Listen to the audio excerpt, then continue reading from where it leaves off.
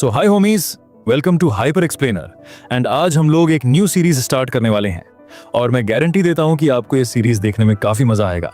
बस शुरुआत में कुछ लोगों को थोड़ा बोरिंग लग सकता है, लेकिन यार तुम लोग बस 5 मिनट तक वीडियो को देखो और आप लोगों को इस सीरीज को देखने में मजा जरूर आएगा। तो चलो अब वीडियो को स्टार्ट कर लेते हैं। सब कुछ तब शुरू होता है जब राक्षसों की दुनिया का दरवाजा खुल जाता है और अंदर से हजारों डरावने और भयानक मॉन्स्टर्स बाहर निकलकर इंसानों की दुनिया में तबाही मचाना शुरू कर देते हैं। इंसान जो अब तक ऐश कर रहे थे, अब उन्हें असली मजा चखने को मिलता है। लेकिन ये कोई आम कहानी नहीं है। इन राक्षसों को डीमंस कहा जाता है और इंसानों में कुछ खास लोग होते हैं जो अचानक से जाग जाते हैं और इन्हें कहते हैं हंटर्स। इंसान और डीमंस के बीच लंबी और थकाऊ लड़ाई होती है, लेकिन किसी तरह हंटर्स इन राक्षसों को कंट्रोल कर लेते हैं और इंसानों को दोबारा जीने का मौका मिलता है। धीरे धीरे बर्बाद शहरों को फिर से बसाया जाता है और लोग अपनी नॉर्मल लाइफ में वापस आने लगते हैं। लेकिन डीमंस की गिनती कम होने का नाम नहीं लेती, क्योंकि नेचुरली जागने वाले हंटर्स की संख्या बहुत कम है। डीमंस तो ऐसे लगते हैं जैसे ट्विच पर पोकेमॉन वाले सिम्स की डोनेशन कभी खत्म नहीं होते। इसीलिए इंसानों ने एक नया रास्ता ढूंढ निकाला, लैब में उगाए गए एलियन जैसे दिखने वाले चाइमेरा हंटर। ये असल में इंसान और राक्षसों के कॉर्प्सेस और डीमन रेल्म की स्ट्रेंज मेटल का मिला जुला मिक्सचर होते हैं। ज्यादातर कैदी इंसानों को इसका बेस बनाते हैं। इंसानों को बचाने की होड़ में साइंटिस्ट्स ये मुमकिन बना लेते हैं कि इन चाइमेरा हंटर्स को अब मास प्रोड्यूस किया जा सकता है। अब हंटर्स और साइंटिस्ट्स के बीच गहरी दोस्ती हो जाती है। हंटर्स को बार बार अपनी जान जोखिम में नहीं डालनी पड़ती, क्योंकि अब काइमेरा सामने आकर जान बचाते हैं। सालों तक शांति बनी रहती है। लेकिन फिर वही होता है जो अक्सर होता है। कुछ पागल साइंटिस्ट्स चोरी छिपे गैर कानूनी लैब्स खोल लेते हैं और इंसानों पर भयानक एक्सपेरिमेंट्स शुरू कर देते हैं। एक ऐसे ही सीक्रेट लैब में 2 साइंटिस्ट्स अपनी शिफ्ट खत्म करने से पहले आखिरी चाइमेरा नंबर 17 को देख रहे होते हैं। मोटा साइंटिस्ट अपने दोस्त जक को चिल्ला के कहता है, ज्यादा पास मत जा सर, सलामत रखना है तो दूर रहे। जक बोलता है, अरे यार नंबर 17 तो वैसे भी दिमागी तौर पे गया हुआ है, एकदम स्टैचू बना पड़ा है। जब तक कोई ऑर्डर नहीं देगा तब तक हिलेगा भी नहीं। जक उस बेचारे की हालत देखकर थोड़ा इमोशनल हो जाता है। उसका दाहिना हाथ पूरा मरोड़ा हुआ होता है, शायद किसी फेल एक्सपेरिमेंट की वजह से। उसे लगने लगता है कि अब इसकी हालत इतनी खराब है कि रिपोर्ट करना ही पड़ेगा, वरना इसे यूं ही मार दिया जाएगा। डायरेक्टर के ऑफिस में दोनों रिपोर्ट करते हैं कि नंबर 17 का शरीर अब दोबारा काम करने लायक नहीं है। और हैरानी की बात यह है कि वो अब भी सांस ले रहा है, वरना कोई और चमेरा अब तक मर चुका होता। डायरेक्टर ठंडे दिल से पूछता है, कितने टाइम तक बचेगा? मोटा साइंटिस्ट अंदाज लगाता है, ज्यादा से ज्यादा महीना भर।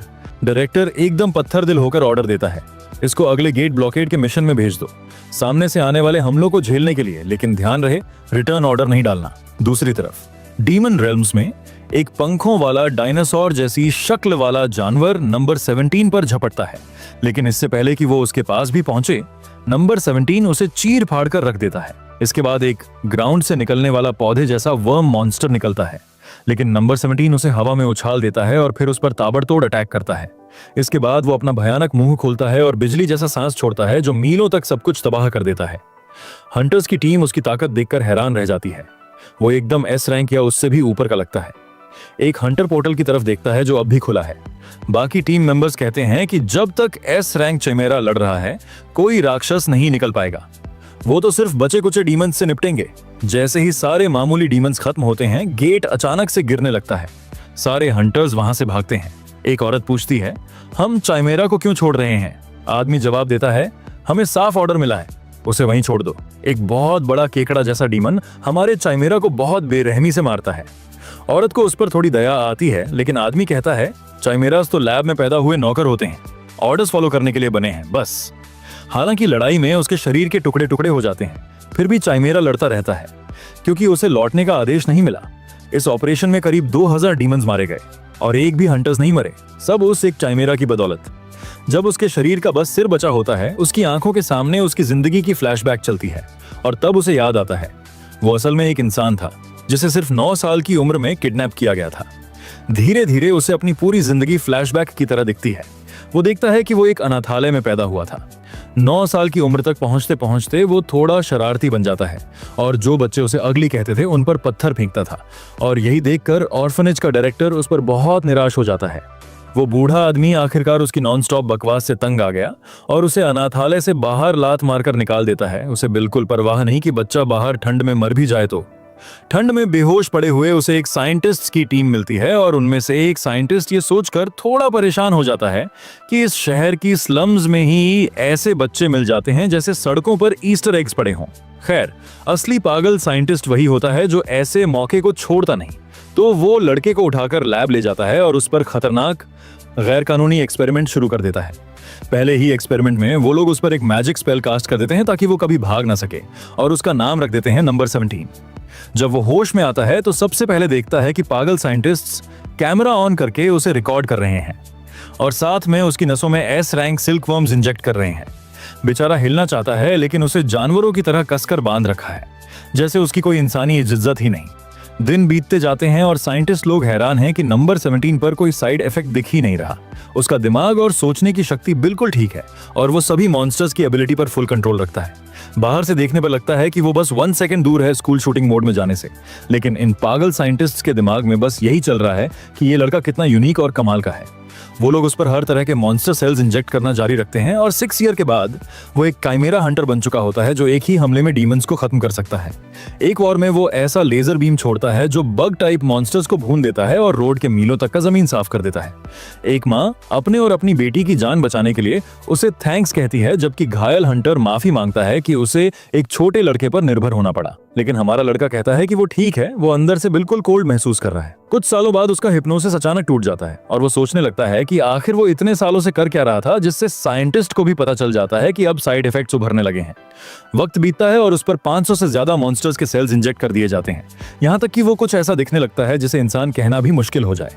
और करीब 20 साल बाद वो एक विशाल ड्रैगन जैसे कुत्ते में बदल जाता है जिसके पास कोई आत्मा नहीं होती और इतना घिनौना लगता है कि आम लोग उसे देखकर अपनी आंखें बंद कर लेना चाहेंगे। लेकिन फाइनली उसका ये कुत्ते से भी घटिया लाइफ आखिरकार खत्म हो जाता है और उसके अंदर की सिर्फ एक हड्डी बचती है। लेकिन तभी वो हड्डी अचानक हवा में तैरने लगती है और उसका पूरा शरीर रिजेनरेट होने लगता है जब तक कि चाइमेरा नंबर 17 फिर से पैदा नहीं हो जाता। मगर इस बार वो एक हैंडसम ह्यूमन बनकर लौटता है जिसके 6 पैक्स और एब्स पत्थर जैसे सॉलिड होते हैं। अपने इस पागलपन भरे रिवाइवल से हक्का बक्का होकर वो खुद से पूछता है कि क्या वो फिर से इंसान बन गया है। उसे लगता है कि क्योंकि वो मॉन्स्टर सेल्स अब भी उसके अंदर हैं, तो शायद वो पूरी तरह इंसान नहीं है। खासकर जब वो आसानी से अपने नुकीले पंजे घुमाता है जैसे वो किसी apex predator fashion line launch करने वाला हो। लैब से कोई उसे वापस खींचने नहीं आया तो हमारा लड़का मान लेता है कि उसे छोड़ दिया गया है। फिर उसे ध्यान आता है कि उसकी बाहीं पर जो लैब न्यूमर हुआ करता था वो अब गायब है और इससे वो सोचने लगता है कि आखिरकार उसने लैब से अपने सारे रिश्ते तोड़ दिए हैं। अब जब उसके पास ऐसा शरीर है जो खुद नर्क से भी ज्यादा हॉट है, वो सोचता है कि शायद ये किसी इमॉर्टल टाइप मॉन्स्टर की एबिलिटी है, वही जो 3 बार तक रिवाइव हो सकता है जब तक उसका कोर नष्ट न कर दिया जाए। लेकिन एक बात अब भी उसे परेशान करती है कि साइंटिस्ट्स हमेशा कसम खाकर कहते थे कि इंसानी और इमॉर्टल मॉन्स्टर्स के सेल्स कभी मिक्स नहीं हो सकते, लेकिन अब वो पूरी तरह अल्फा मोड में है और उसकी हालत देखकर तो जॉनी ब्रावो भी बैकग्राउंड कैरेक्टर लगे। शायद जो भी साइड इफेक्ट्स थे वो अब मिट चुके हैं, क्योंकि उसे याद है कि उसका दिमाग हमेशा धुंधला और किसी मैजिक चेन में बंधा हुआ लगता था, लेकिन अब वो पहले से कहीं ज्यादा आजाद महसूस करता है। तो वो सोचता है कि अब जब उसके गुलामी वाले दिन खत्म हो गए हैं और जब वो बस एक आज्ञाकारी पालतू कुत्ते जैसा नंबर 17 कहलाता था, तो अब उसे लग रहा है कि शायद अब वक्त आ गया है कि वो एक इंसान की तरह जीना शुरू करे। वैसे भी वो नाम तो बस यूं ही बिना मतलब उसके ऊपर चिपका दिया गया था। वो अपने असली नाम को याद करने की कोशिश करता है, लेकिन तभी अचानक एक फ्लैशबैक में चला जाता है जहां एक बूढ़ा साइंटिस्ट जो उसे पागल बोलता था लेकिन फिर भी कहता था कि अब से लोगों की मदद करना। उस टाइम तो वो अपने पूरे हिप्नोसिस फेस में था और उसने कोई जवाब नहीं दिया। अब प्रेजेंट में लौटकर वो उस सलाह को बकवास बताता है और हंस देता है कि एक स्लम में पैदा हुआ अनाथ किसी की मदद करेगा। जैसे ही वो सनसेट की तरफ देखता है उसके एब्स ऐसे चमक रहे होते हैं जैसे अलग से लाइटनिंग लगाई गई हो। वो एक पल के लिए बदला लेने के बारे में सोचता है, लेकिन फिर उसे छोड़ देता है, क्योंकि बदला लेने के लिए सामने वाला जिंदा होना चाहिए। और अब तो इतने साल हो चुके हैं कि वो गुस्सा भी बस एक हल्की खुजली जैसा लगने लगा है। वैसे भी अभी इंसानों की दुनिया का कोई रास्ता खुला नहीं है, तो वो सोचता है कि जब कभी उनसे मिलेगा तब बात होगी। अभी के लिए वो बदले की बात छोड़ देता है और आगे के रास्ते पर ध्यान देने का फैसला करता है। अपने नए शानदार शरीर को देखते हुए, जहां एक डिवाइन लाइट उसके प्राइवेट पार्ट को ढक रही होती है, वो तय करता है कि अब से वो एक सही इंसान की तरह जीने की कोशिश करेगा, उस वक्त की भरपाई के लिए जो उससे छीन लिया गया। जैसे ही वो आगे बढ़ता है उसे याद आता है कि शायद अब उसे कुछ पहन लेना चाहिए, लेकिन तभी उसे अजीब ख्याल आता है कि उसे याद ही नहीं कि आखिरी बार उसने कपड़े कब पहने थे। वो अपना दिमाग दौड़ाता है कि कौन सा मटेरियल पहनने लायक होगा, लेकिन कुछ भी समझ नहीं आता। तो फिर वो वही करता है जो कोई भी जंगल से निकला इंसान करेगा, चारों तरफ नजर घुमाने लगता है और जल्द ही उसे कुछ दिख जाता है। आगे चलते हुए उसे एक बर्ड जैसे मॉन्स्टर की लाश दिखती है और उसे लगता है कि शायद ये किसी टेरिटोरियल वॉर में मरा होगा, लेकिन शरीर पर कोई चोट या घाव नहीं दिखते, जिससे उसे अंदाजा होता है कि शायद ये पॉइजन से मरा है। वैसे ये उसके लिए अच्छा ही है, क्योंकि शरीर एकदम ताज़ा है और स्किन निकालने लायक बढ़िया हालत में है। वो बड़े आराम से अपने हाथ को एक बड़ी तलवार में बदल लेता है, जैसे बटर नाइफ उठा रहा हो, और उसे लैब में बताई गई बातें याद आती हैं कि स्किन निकालते वक्त पेट से शुरू करना चाहिए और फिर हाथ पैरों पर जाना चाहिए। वो काम शुरू करता है, लेकिन जैसे ही पेट काटता है उसमें से पर्पल गैस निकलती है। उसे झट से समझ आता है कि ये जहर है, मगर वो जरा भी घबराता नहीं और उसे ऐसे सूंघता है जैसे कोई इत्र हो। बस बदबू से चिढ़ होती है, क्योंकि अब उसे स्किन धोनी पड़ेगी। कुछ देर बाद जब वो उस ओवरसाइज्ड मुर्गे की खाल निकाल चुका होता है तो उसे लगता है कि पहली बार के हिसाब से काम ठीक ही किया है। फिर वो लेदर धोने नदी की ओर जाता है, लेकिन जैसे ही खाल निकालता है वो नोटिस करता है कि अब वो सख्त हो चुकी है, जबकि पहले एकदम नरम लग रही थी। उसे लगता है कि ये शायद उस मॉन्स्टर की स्पेशलिटी हो। तभी उसे अचानक एक आइडिया आता है, जैसे कोई डिवाइन इंस्पिरेशन मिली हो, और वो खाल को जमीन पर फैला के उस पर मुक्के बरसाने लगता है, जैसे उसने उधार न चुकाया हो।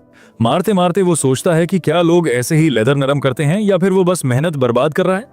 लेकिन कुछ देर की मार धाड़ के बाद खाल फिर से नरम हो जाती है और वो बड़े गर्व से उसे उठाकर देखता है। फिर वो उस नंगी लाश के पीछे छुपकर थोड़े एडजस्टमेंट करता है और तभी उस मॉन्स्टर के सिर पर एक छोटी सी आग जलती है। उसकी आंखें खुल जाती हैं और वो साफ तौर पर इस बात से परेशान लगता है कि कोई उसका चमड़ा ऐसे निकाल रहा है जैसे गिफ्ट रीपिंग हो। चेयोन जल्दी से खाल में छेद करके उसे पहन लेता है और लते से उसे बांध लेता है। अब वो नए लुक में तैयार है और उसे खुद पर काफी फख्र भी होता है। उसे खाल के अंदर थोड़ा जहर बचा हुआ दिखता है, लेकिन उसे साफ करना झंझट लग रहा है तो छोड़ देता है। तभी वो पक्षी जैसा मॉन्स्टर एक जोरदार चीख मारता है, जिससे क्याओन चौंक जाता है, क्योंकि उसे सच में लगा था कि ये मर चुका है। वो मॉन्स्टर तड़पने लगता है और ऐसा लगता है कि वो इंसानों की बातें भी समझ सकता है, जो क्याओन को थोड़ा अजीब लगता है। उसे लगता है कि शायद ये भी इमॉर्टल टाइप का मॉन्स्टर है, क्योंकि पहले तो इसकी सांस भी नहीं चल रही थी। पहले होता तो शायद क्याओन इसे भून कर खा गया होता, लेकिन अब जब वो कमजोर और बेबस दिखता है तो उसे लगता है कि इसकी जान बख्श देनी चाहिए। वो मुस्कुराकर कहता है कि आज इसकी किस्मत अच्छी है और इसे दूसरी जिंदगी का मौका मिल गया है। फिर चलता बनता है। जाते जाते कैजुअली बोलता है कि अगर किस्मत ने मजा दिखाया तो फिर मुलाकात होगी। कुछ देर बाद वो एक गुफा में पहुंचता है और ऐसे इधर उधर देखता है जैसे नया घर देख रहा हो।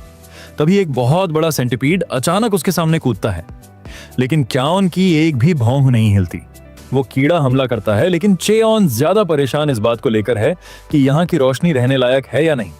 एक ही वार में वो कीड़े का सिर काट देता है जैसे मच्छर मार दिया हो, और मन ही मन ये गुफा अपनी लिस्ट से हटा देता है।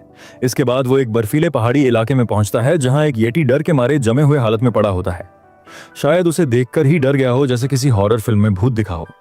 पहले भी क्याओन ने इन येतियों की बुरी हालत कर दी थी, लेकिन यहाँ रहना इसीलिए कैंसिल कर देता है क्योंकि खाने का इंतजाम बहुत मुश्किल होगा। फिर वो एक जंगल में जाता है, लेकिन वहां के मशरूम्स इतनी बदबू मारते हैं जैसे किसी ने ऑफिस में मछली माइक्रोवेव कर दी हो।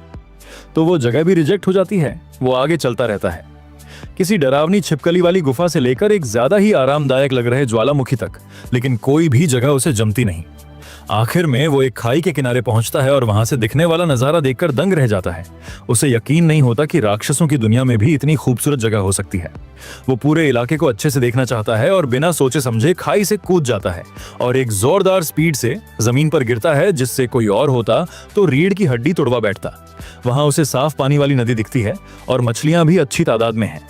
कुछ बड़ी मछलियां हवा में कूदकर उसे काटने की कोशिश करती हैं और वो सोचता है कि इन्हें कैंपिंग के टाइम भूनकर खाया जा सकता है। थोड़ी गहराई से सोचने पर उसे लगता है कि ये जगह एकदम परफेक्ट है। साफ हवा है, फूल हैं, मछलियों की भरमार है, यानी नेचुरल फिश फार्म। तो अब वो पक्का करता है कि अपना घर यहीं बनाएगा और उसे नाम देता है चाओन डू वून हाउस। वहीं दूसरी ओर राक्षसों की दुनिया के एक दूर दराज हिस्से में हवा में एक चमक उठती है और एक पोर्टल खुलता है, जिसमें से कुछ निकलकर जमीन पर जोर से गिरता है। धुएं के बीच से एक रोबोट उठता है, चारों तरफ देखता है और खुद से पूछता है कि क्या यह सच में मॉन्स्टर्स की दुनिया है। दूसरी तरफ क्याओन कुछ देर वहां की खूबसूरती को देखता है, साफ हवा और रंग बिरंगे फूलों को महसूस करता है और सोचता है कि हाँ, ये जगह मेरे घर बनाने के लिए एकदम सही है। फिर वो अपने हाथों से थ्रेड जैसी चीजें बाहर निकालता है और एक ही झटके में सारे पेड़ काट देता है। फिर उन्हीं थ्रेड से कटे हुए सारे पेड़ इकट्ठा करता है और घर बनाने के लिए लकड़ियों का ढेर लगाता है। सब कुछ ठीक ठाक चल ही रहा था, तभी उसे जमीन कुछ ज्यादा ही ऊबड़ खाबड़ सी लगती है। तो वो फिर से गोल्डन थ्रेड्स निकालता है और सारी जमीन को अच्छे से समतल करता है। ध्यान से बचे खुचे पेड़ों की जड़ें और ठूंठ तक हटा देता है, जब तक कि वो जगह इतनी साफ सुथरी नहीं हो जाती कि वहां एकदम माइनक्राफ्ट जैसी झोपड़ी बनाई जा सके। फिर जब वो लकड़ियों को जमाकर मेन खंभे लगाता है तो उसे एहसास होता है कि उसका शरीर अब जैसे खुद ब खुद हर काम कर रहा है, जैसे सब कुछ उसकी आदत में आ गया हो। और तभी उसके मन में सवाल आता है कि शायद लोग इसी को फ्री विल कहते हैं, क्योंकि ये पहली बार है जब वो कुछ ऐसा बना रहा है जो सच में सिर्फ उसका अपना है। फिर वो फर्श की लकड़ियां बिछाता है और कीलों की जगह एक स्नेल टाइप मॉन्स्टर की लार का इस्तेमाल करता है, क्योंकि वो लार सूखते ही पत्थर जैसी मजबूत बन जाती है और साथ ही वाटरप्रूफ भी हो सकती है, जो उसे काफी अच्छा आइडिया लगता है। जब उसका मेन स्ट्रक्चर बनकर तैयार हो जाता है तो वो उसे थोड़ा फिनिशिंग टचेस देने के लिए छत पर सिल्क वर्म के काकोफिन के रेशे बिछा देता है, जिससे उसे थोड़ा सुकून भी मिलता है कि शायद अब मॉन्स्टर भी उस पर हमला करने नहीं आएंगे। अब झोपड़ी काफी आरामदायक लग रही थी और लगभग पूरी भी, लेकिन वो रुककर सोचने लगता है कि एक सही इंसानी घर में और क्या क्या होना चाहिए। फिर उसे याद आता है कि लैब में रहते हुए वो लोग पुराने जमाने के इंसानी घरों की वीडियो दिखाया करते थे, जब गेट्स खुले भी नहीं थे। वो सोचता है कि ज्यादातर घरों में या तो कोई पेट होता था या लोग अपने यार्ड में कुछ ना कुछ उगाते थे, और क्योंकि डॉग्स जैसी चीजें डीमन वर्ल्ड में तो है नहीं, तो उसे लगता है कि बेस्ट ऑप्शन है कुछ पौधे उगाना और एक छोटा सा गार्डन बना लेना। थोड़ी देर सोचने के बाद और आसपास के क्लाइमेट को देखने के बाद वो तय करता है कि मांड्रागोरा उगाना सही रहेगा, खासकर जब पास ही बर्फीला पहाड़ है जो उनके नेचुरल हैबिटेट जैसा है। जब वो बर्फ से ढके पहाड़ी इलाके में चढ़ाई कर रहा होता है तो उसे याद आता है कि मांड्रागोरा आमतौर पर मना रिच पीक्स में उगते हैं। चारों तरफ जमी बर्फ देखकर उसे वो दिन याद आता है जब उसे किडनैप्ड करके लैब में ले जाया गया था। अजीब बात है, अब उसे वो पल भी किसी किस्म की ब्लेसिंग जैसा लगने लगा है, क्योंकि चाइमेरा बनने के बाद अब उसे ना तो ठंड में मरने की चिंता है और ना ही भूख से बेहाल होने की। कुछ देर बाद उसे हाय माना का एहसास होता है और वो समझ जाता है कि अब वो करीब पहुंच गया है। और जैसा कि उसने सोचा था, उसे आखिरकार मंड्रागोरा की जड़ें दिख जाती हैं। ये कुछ सनफिश जैसे दिखते हैं जिनके सिर पर पत्ते होते हैं और ये बहुत ही ज्यादा स्ट्रेस सेंसिटिव होते हैं। मतलब जरा सा माहौल बदला नहीं कि मुरझा जाते हैं या मर जाते हैं। वो सोचता है कि छोटे और नए पौधे लेना ज्यादा सही रहेगा, क्योंकि शायद वो नई जगह पर खुद को ढाल लें। तो वो बड़े ध्यान से 3 मंड्रागोरा चुनता है, खुद को मानसिक रूप से उस जबरदस्त चीख के लिए तैयार करते हुए जिसके लिए वो बदनाम है। लेकिन उसके हर अंदाजे को झुठलाते हुए पहला छोटा सा मंड्रागोरा आराम से सो रहा होता है, एकदम किसी बच्चे की तरह खर्राटे मारते हुए। बाकी 2 भी बाद में मिलते हैं, वो भी नींद में होते हैं और नींद में बड़बड़ा भी रहे होते हैं। ये देखकर वो थोड़ा चौंकता है, लेकिन फिर उसे याद आता है कि असल में मंड्रागोरा की चीख लैब में बनाई गई डरावनी कहानी थी, जहां उन्हें कम मना वाली टेंशन भरी जगहों में जबरन उखाड़ा जाता था तो वो रोने चिल्लाने लगते थे। तो अब उसे लगने लगता है कि शायद अब वो शांत हैं, क्योंकि डीमन वर्ल्ड का वातावरण उनके लिए अनुकूल है। लेकिन फिर भी ये थोड़ा अजीब है कि वो ना भागने की कोशिश कर रहे हैं ना विरोध कर रहे हैं। फिर उसे ख्याल आता है कि शायद वो उसे अपना सा मानते हैं, आखिरकार उसके शरीर में भी तो मंड्रागोरा की सेल्स मिली हुई हैं। वो उन्हें बड़े प्यार से अपनी कमर में बांध लेता है, मन ही मन खुश होता है कि वो शांति से हैं और स्ट्रेस में नहीं। फिर सोचता है कि क्या वो बाद में उनसे थोड़ा रूट निकालने को कह सकता है ताकि टी बना सके, या फिर उनके फल को सांचक की तरह खा सके। लेकिन तभी उसे याद आता है कि उनका फल जबरन तोड़ो तो जहर बन जाता है। तो वो मन ही मन तय करता है कि जब सही समय आएगा तब विनम्रता से पूछेगा। तभी उसे आसपास कुछ हंटर्स की मौजूदगी का एहसास होता है और सोचता है कि भला कोई इतनी खतरनाक बर्फीली चढ़ाई क्यों करेगा जब तक बहुत जरूरी ना हो। लेकिन फिर सोचता है कि चलो चेक कर लिया जाए, शायद उनसे कुछ गेट स्टोन्स मिल जाएं। उधर एक हंटर बड़बड़ा रहा होता है कि उसके साथी उसे अकेला छोड़कर भाग गए हैं और अब उसे चारे की तरह मरने के लिए छोड़ दिया है, जबकि दूसरा चिल्लाता है कि फोकस करो, क्योंकि सामने से मॉन्स्टर खरगोशों का झुंड बहुत तेजी से आ रहा है। ये खरगोश दिखने में भयानक होते हैं, उनके मुंह चौड़े चौड़े खुले हुए होते हैं जिनमें टेंटिकल्स और नुकीले दांत होते हैं। उनमें से एक हंटर जैसे तैसे एक फोर्स फील्ड बना लेता है जिससे वो लोग तुरंत मरे नहीं, लेकिन उसे जल्दी ही समझ आ जाता है कि उसकी शील्ड ज्यादा देर तक नहीं टिकेगी। तभी उसे पछतावा होता है कि उसने ये मिशन क्यों लिया, काश कोई छोटी मोटी नौकरी कर ली होती। जैसे ही उसकी शील्ड टूटने लगती है तभी हमारा लड़का एक दमदार सुपरमैन जैसी एंट्री करता है और दोनों हंटर्स उसे देखकर हक्के बक्के रह जाते हैं कि अचानक एक इंसान बिना किसी डर के यहाँ कैसे आ गया। उसकी मौजूदगी भर से ही बर्फीले मॉन्स्टर खरगोश डर के मारे भाग जाते हैं, जैसे कोई छोटा चूहा बिल्ली को देख ले। दोनों हंटर उसके पास दौड़ कर आते हैं, खुद को सियोंग जू और किम ताएहुन बताते हैं और उसका नाम पूछते हैं। वो अपना नाम बताता है, लेकिन दोनों कहते हैं कि ऐसा नाम उन्होंने पहले कभी नहीं सुना। किम तेहून सोच में पड़कर बोलता है कि कहीं वो कोई जंगली शिकारी तो नहीं, क्योंकि उसके गुफा वाले लुक को देखकर ऐसा ही लग रहा है। लेकिन हमारा बंदा तुरंत पलटकर पूछता है कि तुम लोग यहाँ क्या कर रहे हो, इस मौत के कुएं जैसी जगह में घूमते हुए, वो भी बिना किसी हाई रैंक पहचान के। तो दोनों बताते हैं कि दरअसल वो लोग एक खतरनाक चिमेरा को जिंदा पकड़ने के मिशन पर आए हैं और उसके बदले में उन्हें काफी मोटा इनाम मिलने वाला है। ये सुनते ही हमारे बंदे के कान खड़े हो जाते हैं। फिर उनमें से एक क्लियर करता है कि वो चिमेरा असल में एक लैब से भाग गया था और पीछा करते वक्त सीधे एक गेट में छलांग मार दी। ये सुनकर हमारे लड़के को बहुत राहत मिलती है, क्योंकि इससे साफ हो गया कि ये लोग उसे पकड़ने नहीं आए हैं। वो फिर पूछता है कि इनके पास कोई गियरवीट है या नहीं और क्या कम से कम गेट स्टोन है। तो वो बताता है कि उनके अपने ही टीममेट्स उन्हें धोखा देकर सारा सामान लेकर भाग गए और अब उसे अफसोस हो रहा है कि उसने ये पहले ही क्यों नहीं समझ पाया। तभी हंटर लोग बताने लगते हैं कि उन्हें माना कंटामिनेटेड हो चुका है और अब ज्यादा देर तक सरवाइव नहीं कर पाएंगे, क्योंकि इंसान लोग डीमन वर्ल्ड में ज्यादा देर नहीं रह सकते, वरना अंदर से सड़ने लगते हैं। उनमें से एक तो हाथ जोड़कर गुहार लगाता है कि उसकी प्रेग्नेंट बीवी उसका इंतजार कर रही है। लेकिन इससे पहले कि बात पूरी हो, हमारा लड़का अचानक जैसे कुछ महसूस करता है और फिर सीधे हवा में छलांग मार देता है, जैसे हल्क उड़ता है, और दोनों हंटर्स वहीं हवा में उड़ती धूल में रह जाते हैं। उधर चिमेरा, जो दिखने में आधा रोबोट जैसा है, और वो एक चट्टान के किनारे खड़ा है। तभी वही शिकारी जो पहले धोखा देकर भागे थे उसे घेरने की कोशिश करते हैं, लेकिन चिमेरा धीरे से मुड़कर उन्हें देखता है और साफ कर देता है कि अब वो सबको मिटा डालेगा। तभी हमारा बंदा वहां पहुंचता है और देखकर थोड़ी देर के लिए चौंक जाता है कि कहीं देर तो नहीं हो गई। सामने जमीन पर खून और टूटे फूटे गियर बिखरे हैं। वहीं एक नीला एनर्जी बॉल भी धीरे धीरे बुझ रहा है। वो सोचता है कि शायद वो हंटर्स फिर से भाग गए होंगे और अपना सारा लूटपाट भी यहीं छोड़ गए। फिर जब वो पैरों के निशान देखता है तो लगता है कि उस टेस्ट सब्जेक्ट ने शायद बीच लड़ाई में ही रूप बदल लिया था। उसे याद आता है कि शिकारी ने बताया था कि वो लैब में बना एक लिक्विड मेटल से तैयार किया गया चिमेरा है, जो किसी भी रूप में बदल सकता है। लेकिन मेटल की कीमत बहुत ज्यादा होने की वजह से उसे छोटा बच्चा जैसा बनाया गया। चियोन नीचे खाई में देखता है और खुद को हंसी रोकने में मुश्किल होती है कि ये छोटा सा मैकेनिकल शैतान कैसे 5 बी रैंक हंटर्स की बैंड बजा गया। उधर 2 घायल हंटर्स बुरी हालत में पड़े हैं। किम अपने दोस्त स्योंजू को झकझोरते हुए कहता है कि हार मत मान, लेकिन स्योंजू खांसते हुए कहता है कि उसका पूरा शरीर अब कंटामिनेट हो चुका है और उसका टाइम आ गया है। लेकिन किम मानता नहीं और कहता है तेरे पास फैमिली है। फिर स्योंजू आखिरी ताकत से कहता है कि मेरी फैमिली से माफी मांग लेना, लेकिन किम चिल्लाता है कि मिरेकल्स होते हैं। तभी कोई सामने आता है जिससे किम एकदम सतर्क हो जाता है, लेकिन देखता है कि चियोन डोवून ही है जो आराम से चलकर वापस आ रहा है और उनका सारा सामान भी साथ में है। शिकारी उसे देखते ही दौड़कर उसके सामने घुटनों के बल गिर पड़ता है, जैसे भगवान आ गया हो, और हाथ जोड़कर चियोन से जान बचाने की भीख मांगता है। चियोन पहले थोड़ा कंफ्यूज रहता है, फिर उसे याद आता है कि उसने पहले बोला था कि उसके पास कोई गेट स्टोन नहीं है। तभी किम अपनी जेब से 2 चेक निकालता है, 10-10 मिलियन येन के, और गिड़गिड़ाकर कहता है कि बस एक गेट स्टोन दे दो, अगर अभी नहीं निकले तो पक्का मर जाएंगे। चियोन पैसों को घूरता है और दिमाग में उसका टोटल जोड़ने लगता है। उसे पता है कि इस दुनिया में ये पैसे बेकार हैं, लेकिन अगर वो वापस ह्यूमन वर्ल्ड गया तो ये बहुत काम आएंगे। इसके बाद वो गेट स्टोन निकालता है। किम सीधा 90 डिग्री झुक जाता है और बार बार धन्यवाद बोलता है कि ये एहसान वो कभी नहीं भूलेगा। फिर वो भागकर अपने साथी के पास जाता है और चिल्लाता है कि अब वो निकल रहे हैं। चियोन वहीं खड़ा सोच रहा होता है कि इन चेक्स को कहाँ रखे। तभी वो पूछता है कि इन दिनों गेट स्टोन का रेट क्या चल रहा है। तो उसे बताया जाता है कि 1 करोड़ येन तक चला गया है। चियोन सिर खुजाता है और कहता है कि लगता है जरूरत से ज्यादा पैसे ले लिए। फिर वो शियोंजू के कंधे पर हाथ रखकर बोलता है कि कुछ चेंज वापस दे देता हूँ। किम पहले समझ नहीं पाता, लेकिन फिर उसे दिखता है कि चियोन अपना माना सीधे शियोंजू के अंदर ट्रांसफर कर रहा है। किम एकदम घबरा जाता है और चिल्लाता है कि रुक जा, ऐसा करना बहुत रिस्की होता है। अगर मना गलत तरीके से रिएक्ट कर गया तो दोनों की मौत हो सकती है।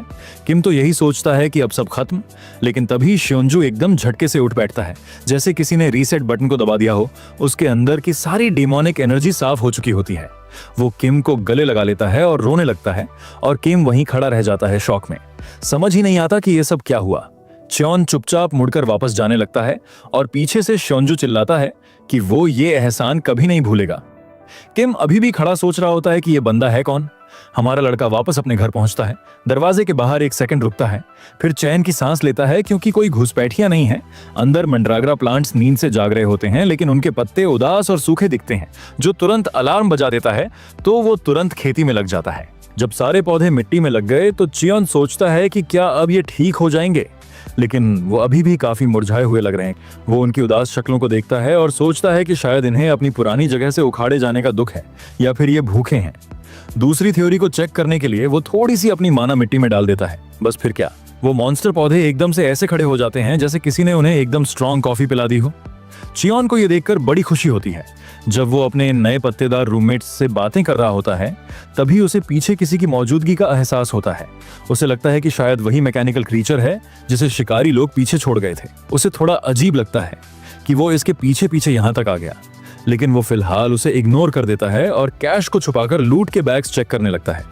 उसने देखा कि उसकी तो लॉटरी लग गई, एक्स्ट्रा कपड़े, स्लीपिंग बैग्स, कुकिंग का सामान, और तभी उसकी नजर पड़ती है रामेन के पैकेट पर। उसे याद आता है कि ये उसने आखिरी बार अनाथाश्रम में खाया था और उसे पुरानी यादें झटका देती हैं। भूख भी लग रही होती है और मूड भी बन गया होता है, तो वो तुरंत पकाने का फैसला करता है। रेसिपी फॉलो करने की कोशिश करता है और झील से पानी लेने चला जाता है, लेकिन समझ नहीं आता कि सही मात्रा कितनी होनी चाहिए। तभी झील की मछलियां ऐसे कूदती हैं जैसे उसी को खाना हो। उसे याद आता है कि लोग रामेन में कुछ भी डाल देते हैं स्वाद के लिए, तो वो एक मछली की आत्मा को अपनी उंगली से बाहर निकाल देता है। फिर इधर उधर ढूंढता है अंडे। कुछ अजीब से कैप्सूल जैसे अंडे मिलते हैं, वो उठा लेता है और हरे प्याज न मिलने पर पेड़ के ताजे पत्ते ले लेता है। चलो ये भी ठीक है। सब कुछ एक बर्तन में डालकर सोचता है बस इतना काफी है। तभी छोटा सा रोबोट बाहर आता है और अपने पेट पर हाथ रखकर बर्तन की तरफ ऐसे देखता है जैसे उसे भी बहुत भूख लगी हो। चियोन आग जलाता है और नोटिस करता है कि रेसिपी में ये नहीं लिखा कि मछली कब डालनी है, तो वो सब कुछ एक साथ उबालने लग जाता है। जैसे ही बर्तन से खुशबू उठती है, मॉन्स्टर्स और पौधे तो नाक बंद करने लगते हैं। चियोन सोचता है, क्या रामेन की खुशबू हमेशा से ऐसी ही होती है? रोबोट उस खुशबू से झूमने लगता है और खाने की लालसा में थोड़ा और पास आ जाता है। फिर अचानक वो खुद को एक पपी में बदल लेता है। उसे लैब से याद है कि इंसान कुत्तों से प्यार करते हैं, तो वो इस बात का फायदा उठाने के लिए एक पैर में लंगड़ा कर चियोन की तरफ आता है और नाटक करते हुए कराहने लगता है ताकि कुछ सिंपैथी मिल जाए। लेकिन चियोन एकदम सपाट चेहरा लिए उसे देखता है। उसे जरा भी हैरानी नहीं होती और वो सोचता है कि ये तो बस इसे धोखा देने की कोशिश कर रहा है और चोट भी फेक लग रही है। वो इसके ज्यादा क्यूट एक्ट को देखकर समझ जाता है कि ये बच्चा है और शायद ज्यादा समझदार नहीं है। उसे ताज्जुब होता है कि ऐसा नासमझ बच्चा लैब से भागकर डीमन रेल्म तक कैसे पहुंचा। फिर भी वो उससे पूछता है कि क्या उसे रामेन खाना है, और वो रोबोट तुरंत लार टपकाने लगता है। उनके सामने जो है वो असल में एक जहरीला मिक्सचर है जो किसी बड़े आदमी को भी गिरा दे, लेकिन दोनों रिस्क लेने को तैयार होते हैं। जैसे ही दोनों एक बाइट लेते हैं, पपी कुछ सेकंड के लिए रुककर स्वाद को समझने की कोशिश करता है। वहीं चियोन सीधे एक याद में पहुंच जाता है, जब वो अनाथाश्रम में हॉट रामेन खाता था, और मुस्कुराकर कहता है कि ये उसी जैसा स्वाद है। उसकी यादें इतनी तेज होती हैं कि असली स्वाद की बर्बादी को भी ढक देती हैं। वहीं मॉन्स्टर पौधे तो महक से ही मरने की कगार पर आ जाते हैं। खाना खत्म करने के बाद चियोन उस पपी से कहता है कि अब सफाई का टाइम है और अब तू जा सकता है। पपी जैसे ही लंगड़ाते हुए जाता है, चियोन हंसते हुए कहता है कि पहले तो तू दूसरे पैर पे लंगड़ा रहा था। रोबोट तुरंत अपना पैर बदलकर वापस सही वाले पे लंगड़ाने लगता है और चियोन अपनी हंसी रोक नहीं पाता। फिर वो बर्तन धोता है और कपड़े धोने लगता है, पुराने जमाने की तरह डंडे से मारकर। उसे पॉलन से खास लगाव नहीं है, लेकिन वो सोचता है कि अब हमेशा लेदर वाली आउटफिट में नहीं घूम सकता। वो कपड़ों पर धीरे मारने की कोशिश करता है, लेकिन एक झटके में पत्थर ही टूट जाता है और कपड़ा भी फट जाता है। थोड़ी देर वो चुप खड़ा रहता है और फिर आखिरी कपड़े को उठाता है। तभी उसे दिखता है कि रोबोट अब भी पास ही कहीं छुपा हुआ उसे देख रहा है। पहले वो पत्थर बनकर छिपा था, फिर बर्तन धोते वक्त मछली बन गया था, और फूलों के टाइम पे पेड़। उसे एहसास होता है कि ये बच्चा चुपचाप उसका पीछा कर रहा है, लेकिन कभी सीधे पास नहीं आता। फिर एक मधुमक्खी उसकी नाक पर बैठ जाती है और वो चिल्ला पड़ता है कि उसे मधुमक्खियां बिल्कुल पसंद नहीं। उसकी हरकतें देखकर चियोन समझ जाता है कि ये बच्चा शायद 5 साल से छोटा है। उसकी आवाज भी रोबोट जैसी है, जैसे उसमें नकली यादें डाली गई हों। वो उसे नजरअंदाज करता है और गला साफ करके कहता है, फोर्साइथिया के फूल प्यारे हैं ना। फिर वो कपड़े सुखाता है और बड़बड़ाता है कि ये काम जितना सोचा था उससे ज्यादा मुश्किल था, लेकिन कपड़े उसके साइज के नहीं निकले और उसे थोड़ी निराशा होती है। फिर वो धागे पर कपड़े सुखाने लग जाता है। तभी वो रोबोट बच्चा मौका देखकर उसकी धुली हुई शर्ट उठा लेता है और पहन लेता है, बस ये सोचकर कि वो भी उसके जैसा दिखे। फिर खुशी में खुद को एक छोटी सी इंसानी बच्ची में बदल लेता है। वहीं दूसरी तरफ चियोन देखता है कि मांड्रागोरा बच्चे अब भी मिट्टी से बाहर निकलने की कोशिश कर रहे हैं। यहाँ पत्ते मुरझा रहे हैं और जड़ें सूखी लग रही हैं, जो कि अजीब है क्योंकि उसने पहले ही सारे वीड्स साफ कर दिए थे। जिज्ञासावश वो थोड़ा और खुदाई करता है और देखता है कि मिट्टी में अब भी कीड़े और गंदगी भरी पड़ी है, जिससे पौधों को ठीक से बढ़ने में दिक्कत हो रही है। तभी उसे एहसास होता है कि शुरुआत में ही उसे मिट्टी की जुताई कर लेनी चाहिए थी, और इस गलती से शायद उसने मंड्रागोरा बच्चों को खतरे में डाल दिया। अब चीजों को सुधारने की मंशा से वो अपने घर के बराबर साइज की एक बगिया तैयार करने लगता है।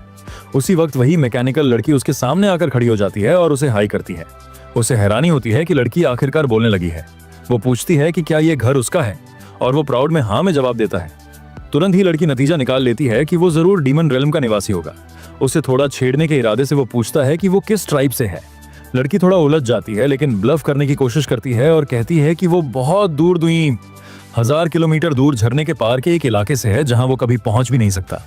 वो मजाक में पूछता है कि क्या वो कोकोनट ट्राइब से है, और बिना एक पल घुमाए वो गर्व से सिर हिलाती है, जैसे ये तो सबसे ऑब्वियस बात हो। जब वो उसके शर्ट के बारे में सवाल करता है तो लड़की बड़े कैजुअली बताती है कि उनके ट्राइब में जो चीज तो जिसे मिलती है वही उसकी हो जाती है। बस उनका तरीका ही ऐसा है। उसकी इस लॉजिक पर वो हंस पड़ता है और शर्ट को उसको पास ही रहने देता है और पूछता है कि वो यहाँ तक आई ही क्यों। लड़की बताती है कि उसे उसके ट्राइब से निकाल दिया गया, और फिर शर्माते हुए पूछती है कि क्या वो यहाँ रह सकती है, क्योंकि यहाँ ना तो कीड़े हैं और एक पक्का घर भी है, तो उसे ये जगह काफी सुरक्षित लगती है। वो अंगुलियां मरोड़ती हुई ऐसे बोलती है जैसे कोई पपी आइज वाली ऑडिशन दे रही हो। उसे समझ आता है कि वो बस एक शांत जगह ढूंढ रही है जहां चैन से रह सके। वो मान जाता है, लेकिन शर्त रखता है कि उसे घर के कामों में मदद करनी होगी। उसकी आंखें चमक उठती हैं और वो तुरंत पूछती है कि उसे क्या करना है। वो बताता है कि उन्हें एक वेजिटेबल पैच तैयार करना है ताकि मैंड्रागोरा को एक ठीक ठाक घर मिल सके। बिना सोचे वो लकड़ी का डंडा उठाती है, एक कॉन्फिडेंट पोज में खड़ी होती है और कहती है कि वो ये काम करने के लिए काफी मजबूत है। फिर वो मिट्टी पर ऐसे टूट पड़ती है जैसे वो स्पंज केक हो। उसे देखकर लगता है कि या तो वो बहुत खराब एक्टिंग करती है या उसे वाकई नहीं पता कि नॉर्मल बच्चे कैसे होते हैं। वो आखिरकार अपना नाम बताता है और उसका नाम पूछता है।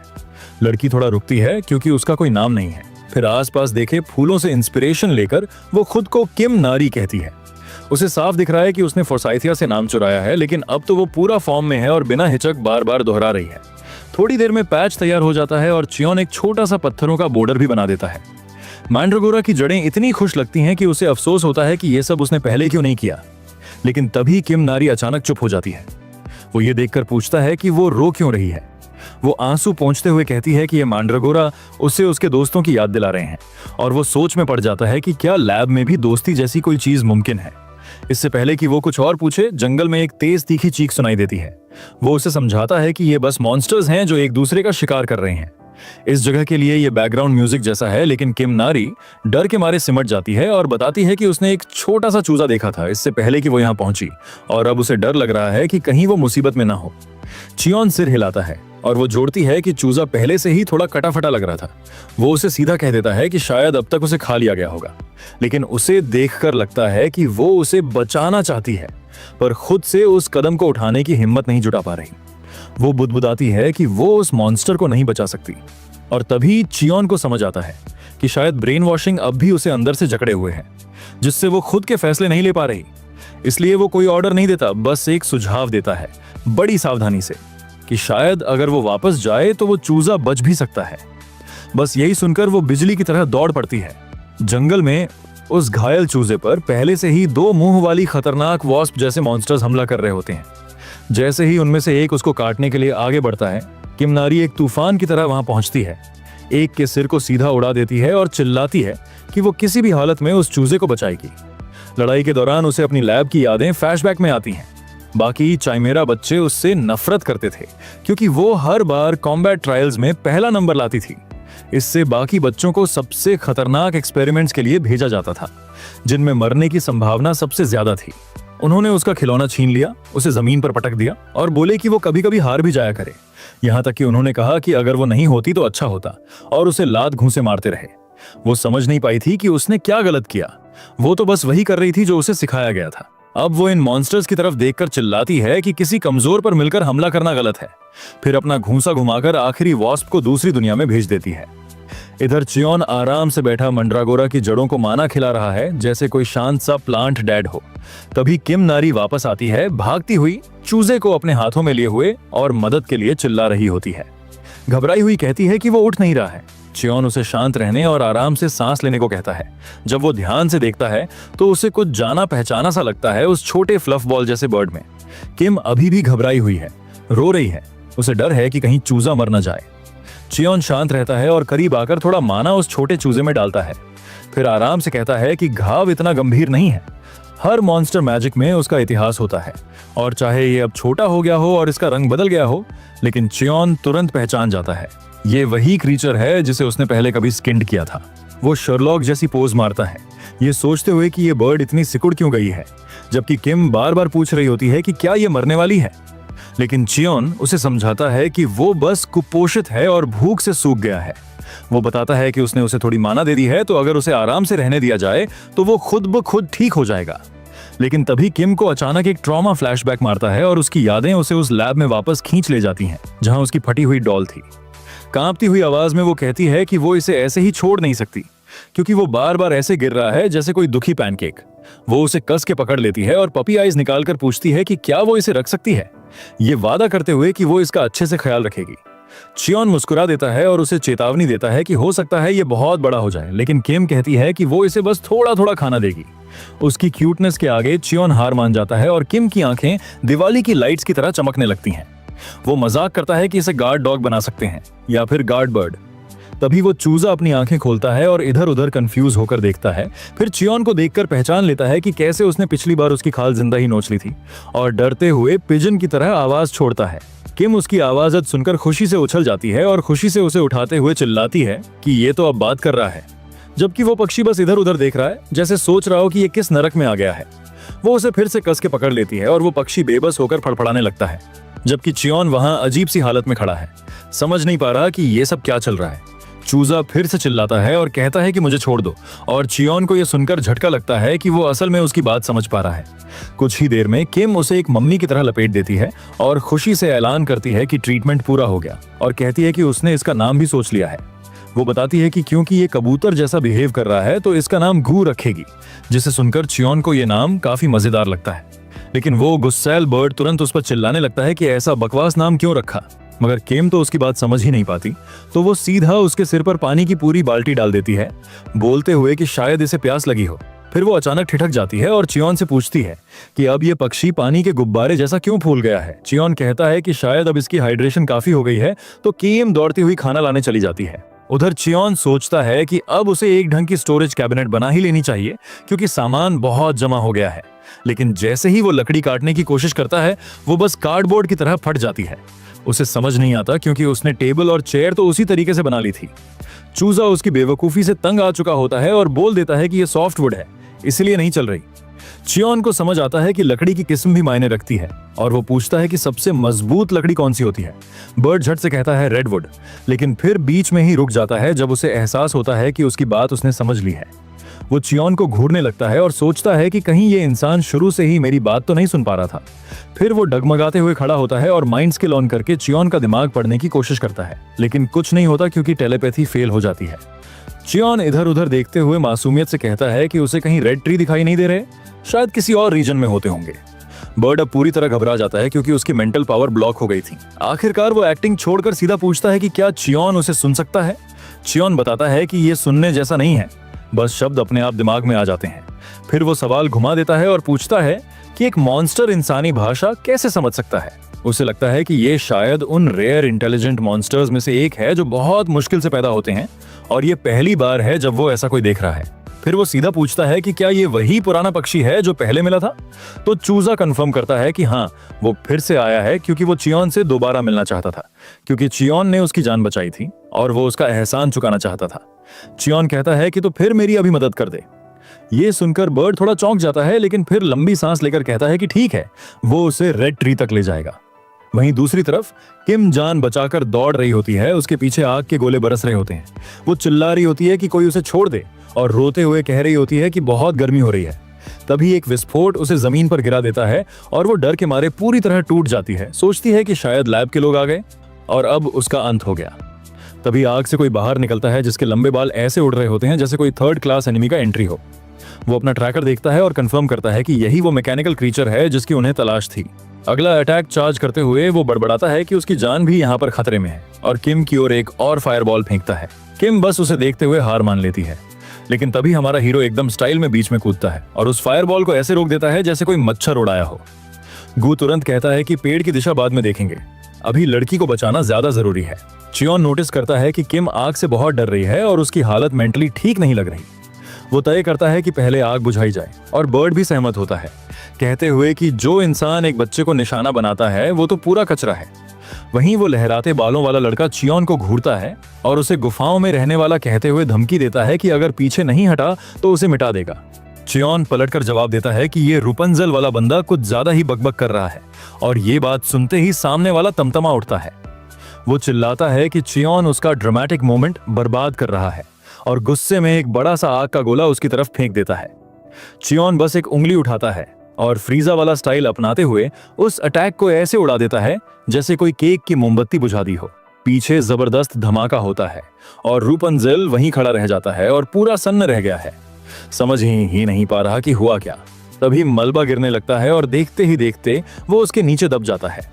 कुछ सेकंड बाद चियोन किम के पास आता है और पूछता है कि वो ठीक है या नहीं। किम अपनी आंखें पोंछती है और उसे शुक्रिया कहती है कि उसने सारी आग बुझा दी। फिर चियोन उसे एक जबरदस्त सलाह देता है, अगली बार जब डर लगे तो डर को ही एक घूंसा दे देना। इसके बाद वो रूपंजल की तरफ बढ़ता है, उसके बाल पकड़कर अपनी बात जारी रखता है, लेकिन अचानक बीच में रुक जाता है। वो हाथ में पकड़ा विग घूरता है और चुप हो जाता है। तभी उसे एहसास होता है कि इस बंदे के सर पे तो पूरी तरह से बाल गायब है। और गाइस, इसी चमकते टकले के साथ ये वीडियो यहीं पर खत्म होता है। अगर आपको ये वीडियो थोड़ी सी भी अच्छी लगी हो तो चैनल को सब्सक्राइब और वीडियो को लाइक जरूर से कर देना, और अगर लाइक कर ही लिए हो तो हाइप भी करते जाने। तो मिलेंगे किसी और वीडियो में, तब तक के लिए बाय बाय।